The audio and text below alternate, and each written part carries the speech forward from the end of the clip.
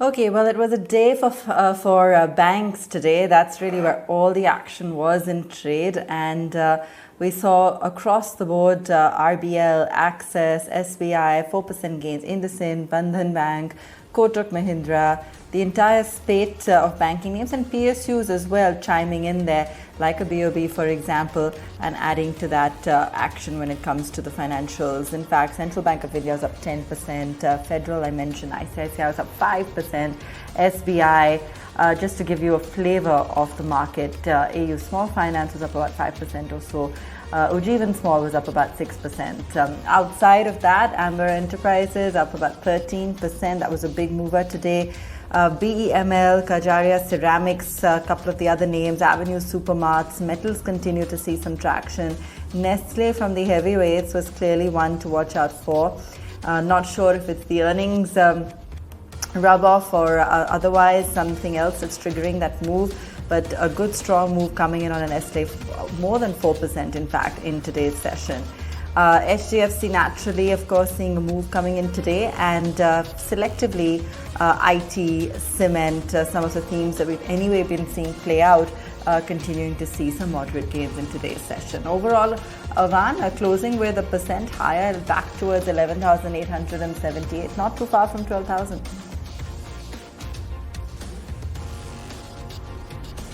Exactly. So we're back on track in some ways, and Abha, we were talking about how the leadership is now concentrated within the bank. So you clearly are seeing that sectoral churn. It's not just some of the key heavyweights that are managing to hold this market high. Just want to see how some of the newsmakers have ended. You have Britannia, all eyes on this candidate for its quarterly numbers. ACC, it's expected to be a good show today. Jet Airways, the resolution plan getting the COC approval. Some of those PSUs and ET Now exclusive that the government has asked some of these candidates to either buy back shares or spend on their capex. So they've been in focus. Kerala as well getting some approvals from the US FDA. You had Hudson Agro, which came out with its earnings. Bank of Maharashtra as well, asset quality has improved in its quarterly show.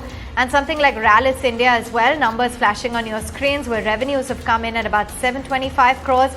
Profits absolutely flat at 83 crore rupees.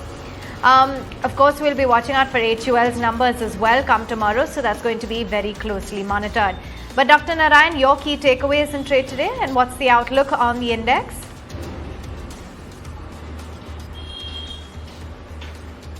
Well, I think both Nifty and Bank Nifty traded rather okay, though they did not really make too much of ground.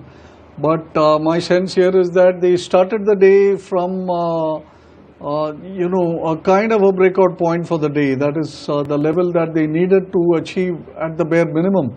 I think both Nifty, Bank Nifty started above that, and that itself was a good indication right off the bat.